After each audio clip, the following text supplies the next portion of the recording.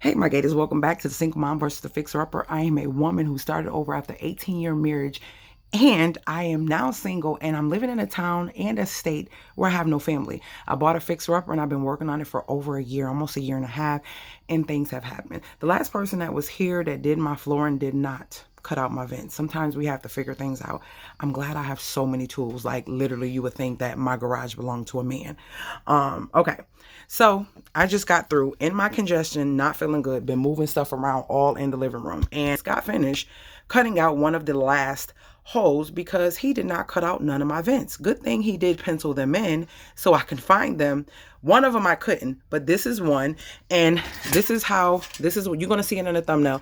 This is, oh, it's not going to be a thumbnail, so short. This is what I need to be putting down right there. Your girl did that. Sometimes we have to do what we got to do with some Google searching and asking questions. So yeah, I'm getting it done myself. Let me clean up, and I hope you guys are enjoying the channel. See you in between the videos. Well, I thought it was going to be a short, but this is the actual last one. So I have this one. These shorter videos that are less than 2 minutes are going to be ones in between that I'm sharing little things, just inspiration to keep pushing and just doing things that you need to do. I got duct cleaners coming because unfortunately I had some people that worked for me in the past that just was letting everything fall in the ducts, like drywall, plastic, all that. So I cannot cut my heat on, and it's starting to get cold. So I had to get down here, sick or not, to cut these vents open so we can have heat for the winter.